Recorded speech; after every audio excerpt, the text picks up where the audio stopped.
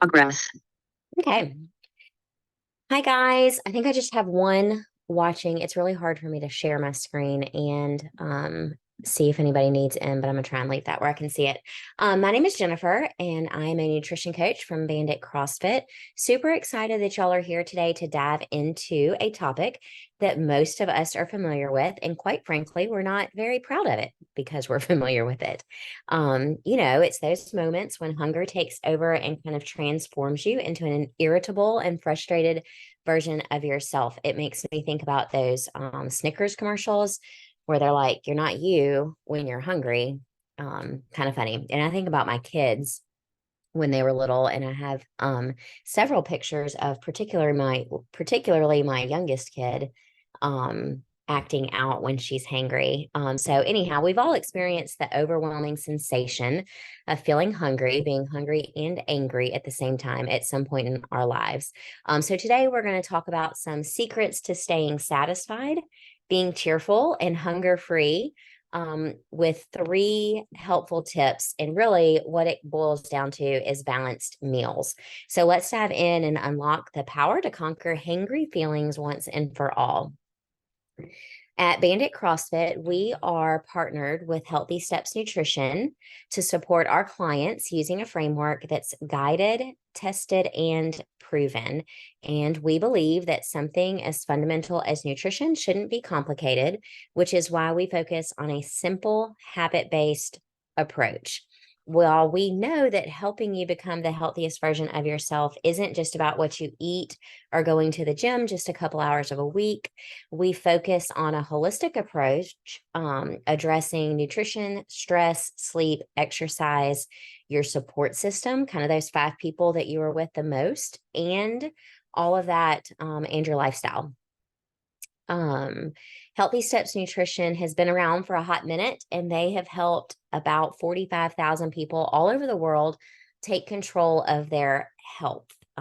These are just a couple of their success stories. We do know that we're trying to make nutrition as simple as possible, but just because we're making it simple doesn't necessarily make it easy. There is a lot of misinformation out there regarding the best diets, the best foods, and the best exercise programs. So it's no wonder that we can feel overwhelmed when we are ready to start our journey. So let's get back to what we're here to talk about today. Have you ever been hangry? Have you ever found yourself skipping meals and then overindulging in the next one? Have you experienced a grumpy feeling when you haven't eaten lunch and you're trying your best to stay calm during your afternoon meetings? Or for me, it's in the afternoons when my kids get home and the stress just seems to be high, and all of this happening while your stomach is growling. It turns out that the word for that feeling is hangry, which means being both hungry and angry at the same time. So let's kind of talk about the association between those two things, being hungry and being angry. Researchers have recently conducted a simple 3-week study that shows feeling hangry is a genuine thing. It's not just in our imaginations, it's real. What they did was asked people to answer a quick survey on their smartphone 5 times a day. So they received notifications at specific times, 3 of which were right before their main meals, before breakfast, lunch, and dinner. This helped gather information about their daily lives and measured how their responses changed before meals and after meals. With 64 fully completed responses, the study suggests that hunger is indeed associated with stronger feelings of negative emotions such as anger and irritability, and just a reduction in being happy overall.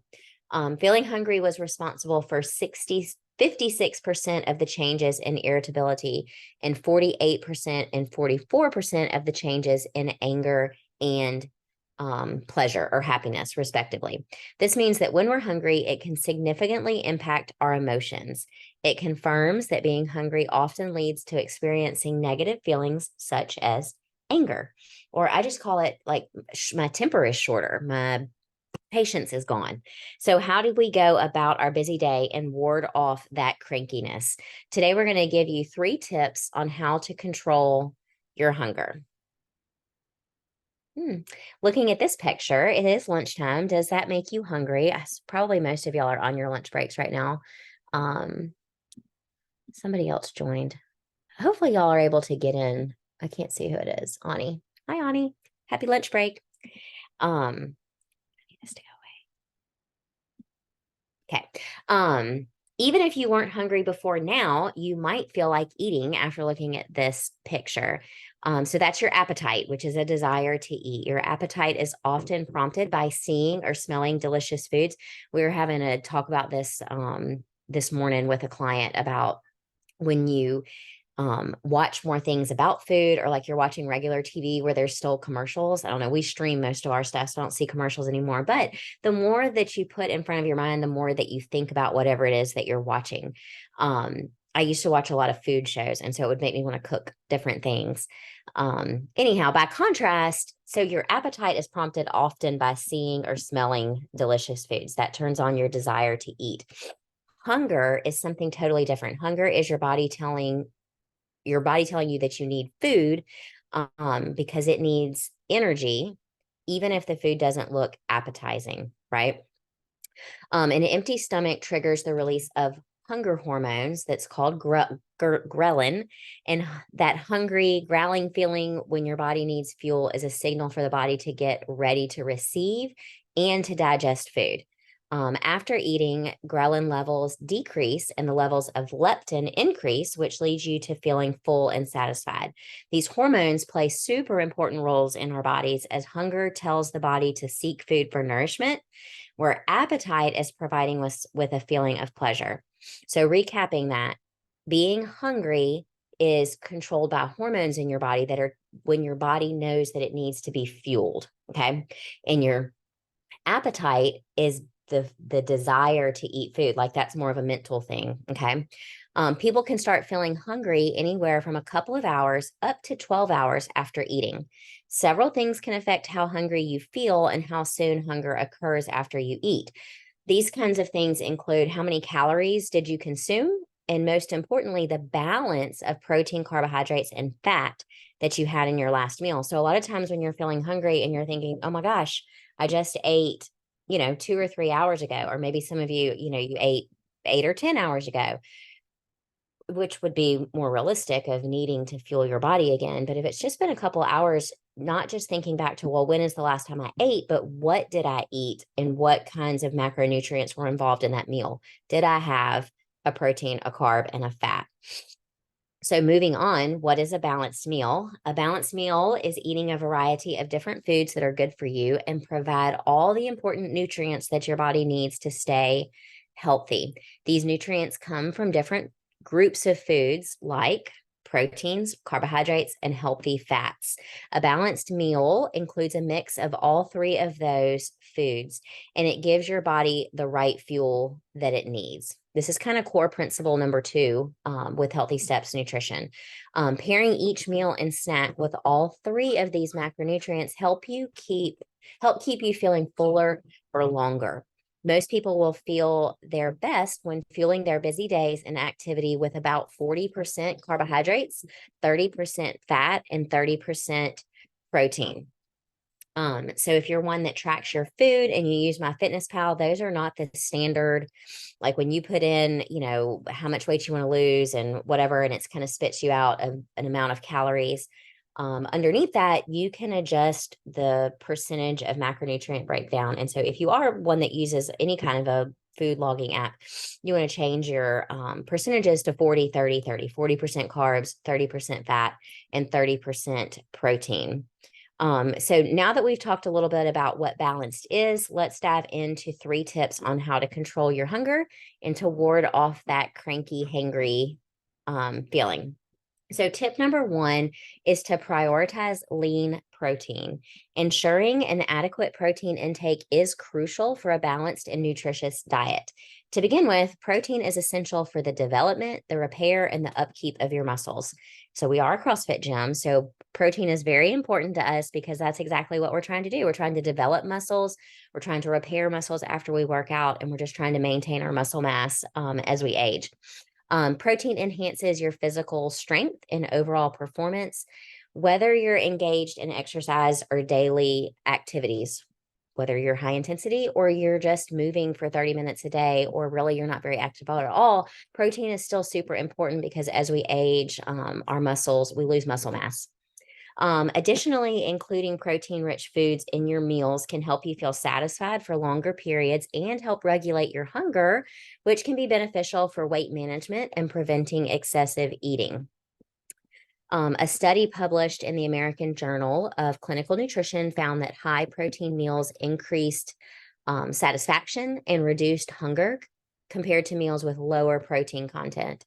Participants reported feeling fuller for longer periods after consuming a meal that was high in protein.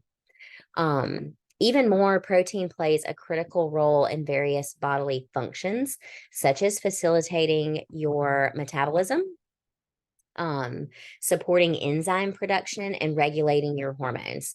These processes are vital for generating energy, promoting efficient digestion, and maintaining overall well-being. So protein is vital for the maintenance of healthy tissues. It's igniting your immune system and expediting the healing of wounds.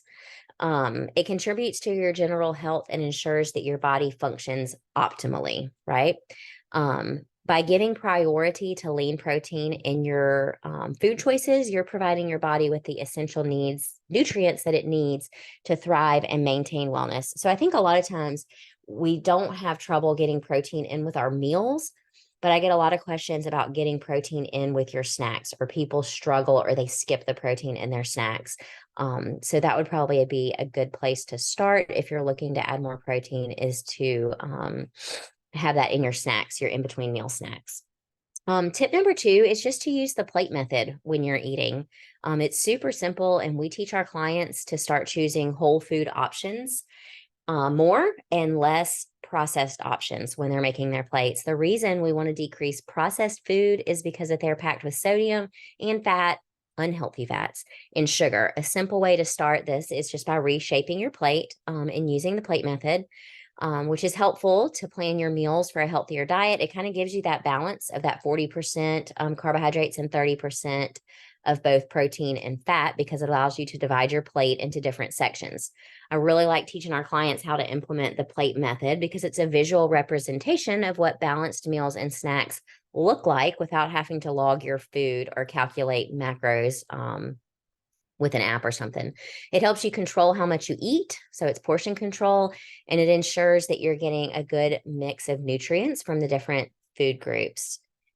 And here's the plate method, how it works: visually dividing your plate into 3 parts, half of a plate of non-starchy vegetables, and then the remaining 2 sections, in one of those fourths, you'll put your lean protein, and in the other fourth, the quarter, you'll put your starchy foods or your fruits.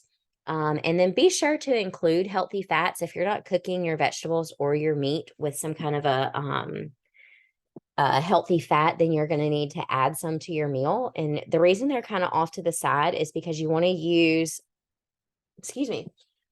fats in moderation, like about the size of your thumb for women and 2 thumbs for men. So using the plate method, you can enjoy a variety of tasty foods and your favorite foods just by putting them in the right spot and in the right amount on your plate. My third tip is to practice mindful eating. In our very fast-paced modern lives, it's easy to rush through your meals or eat mindlessly, barely noticing what or how much you even consume.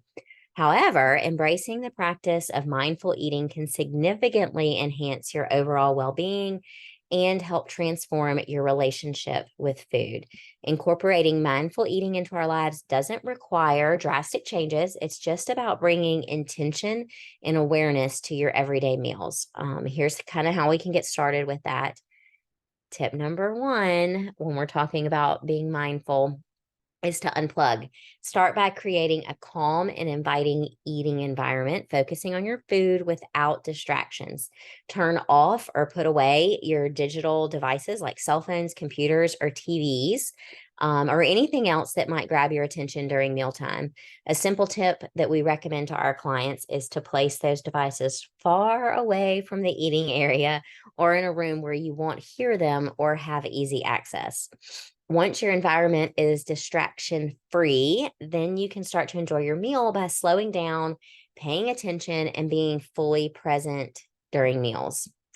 Um, Another thing that you can do is kind of put your fork down in between bites, and sitting at the table, I think, is also a super helpful way to be a little bit more mindful as you're eating.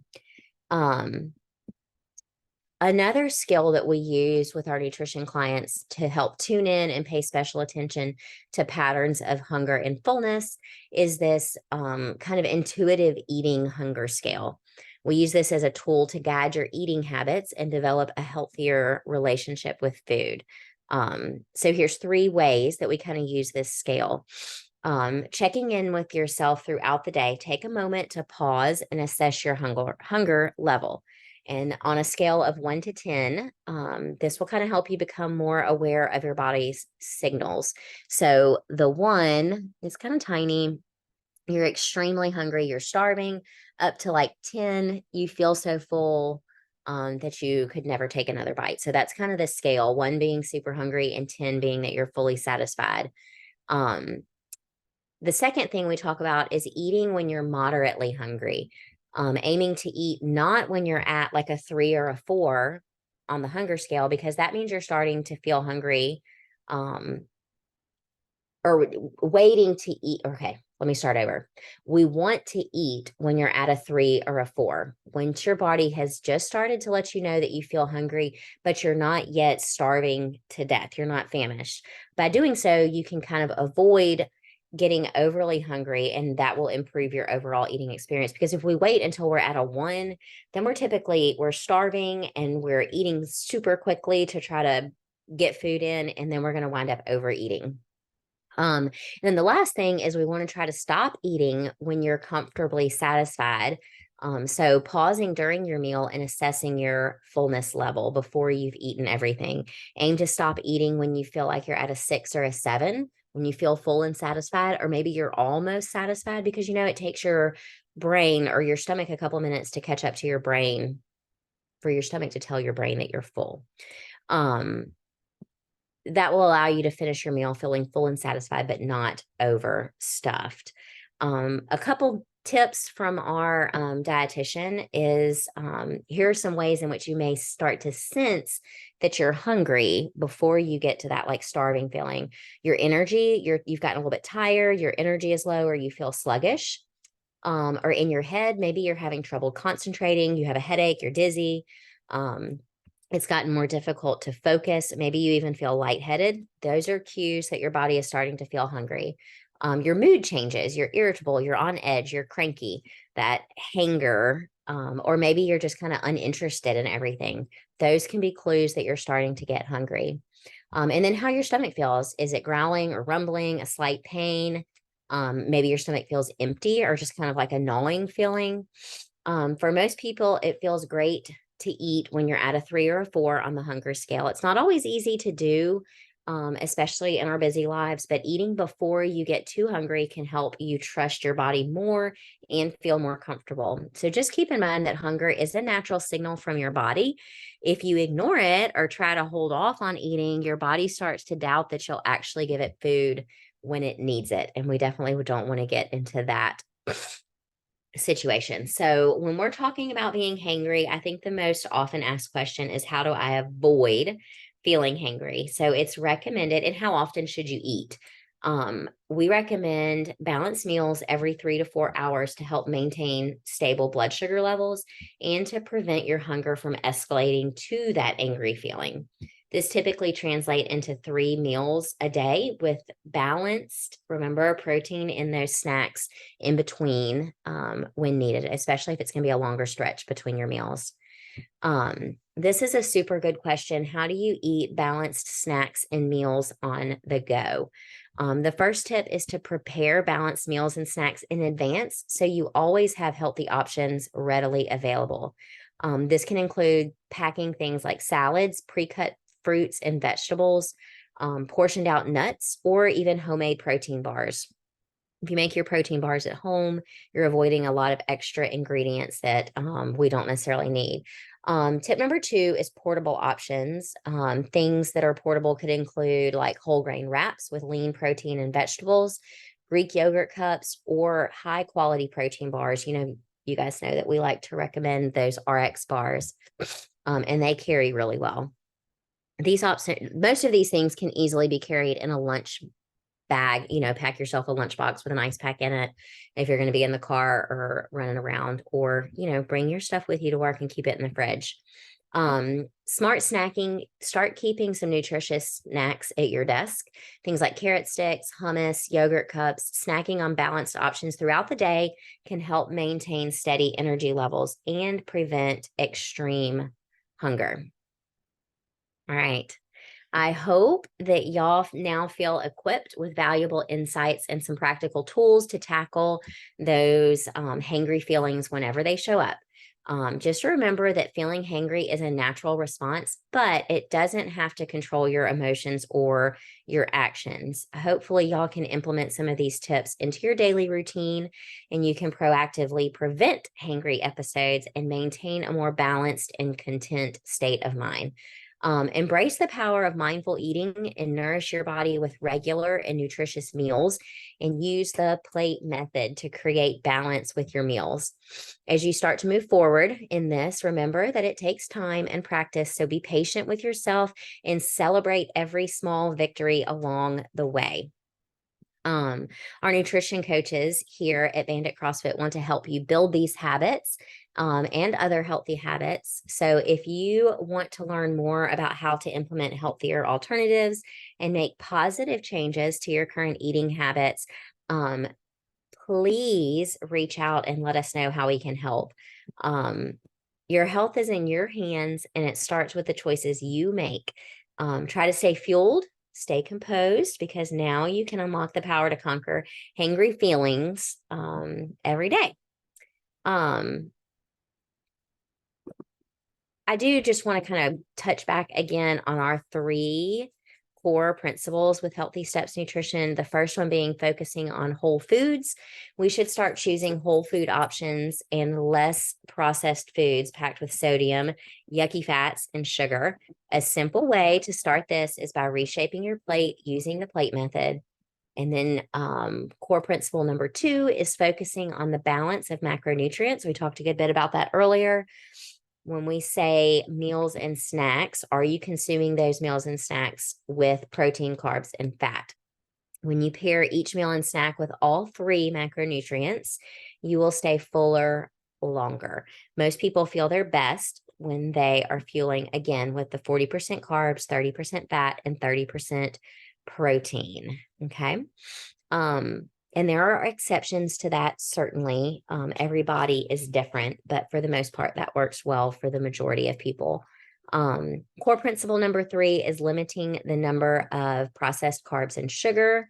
We talk about this all the time, that the American Heart Association recommends no more than just 6 teaspoons for women and 9 teaspoons for men. However, the average person consumes over 150 pounds of sugar per year, which comes out to be 46 teaspoons per day. So on average, most of us are having way more, like 40 teaspoons more than we need to have a day. So it's not surprising that sugar is super addicting, and it feels like it's hidden in almost every food product that you find in a package. So one last tip is to be checking those food labels when you're eating something that is packaged. These are some more success stories from HSN. I didn't have time today to plug in some recent Bandit ones, but I just was with a client this morning, and he had an awesome in-body scan, and we looked back over the last 5 months, and just off the top of my head, I think he's lost almost 25 inches, something like 15 pounds of just fat, and his visceral fat has dropped like 5 points. And I think he gained like 8 pounds of muscle. That's amazing in 5 months. So we're super proud of our clients, and y'all can check out our success stories on our Instagram and Facebook and all the places. One last resource for y'all that I don't think we talk enough about is the Nutrition Made Simple podcast. That is a podcast that our dietitian, Nicole Aquin, who founded Healthy Steps Nutrition, puts this podcast out. There's just a lot, we were talking earlier about when I posted that or pulled the picture up of the food, like the pizza and the burgers and all the sweet stuff or whatever, how that kind of starts to turn on our brain and our appetite and makes us want to eat. And that's because we tend to crave and want things that we see, because that's what then our mind makes us think about. So I just have been trying to tell my clients, the more that you can put health and wellness and nutrition and habits and positivity in the forefront of your mind, then I think it just helps us set ourselves up for success in trying to maintain and live a healthy lifestyle. So if you're a podcast listener or you're looking to add that in, the Nutrition Made Simple podcast is really good. They highlight a lot of their success stories, as well as they have a lot of mentors and stuff on, really focusing not all the time on just nutrition, but really just on a positive, healthy mindset. So anyhow, I think that's all I have for y'all today. 26 minutes. That was pretty fast. Hopefully this is working. I think I had 2 people watch the whole time, so that makes me feel good. Because I have no messages of problems. So that's good. So y'all have a great day. Happy Thursday. And I hope to see y'all all next month. I haven't looked at the topic next month, but I'm sure it'll be a good one. Pay attention. In about 2 weeks, we'll start advertising and sharing what's coming up for October. Only 3 more left this month, October, or this year, October, November, December. It's crazy how time flies. Y'all have a great Thursday and eat some balanced meals for the rest of the day. Don't get hangry. Bye.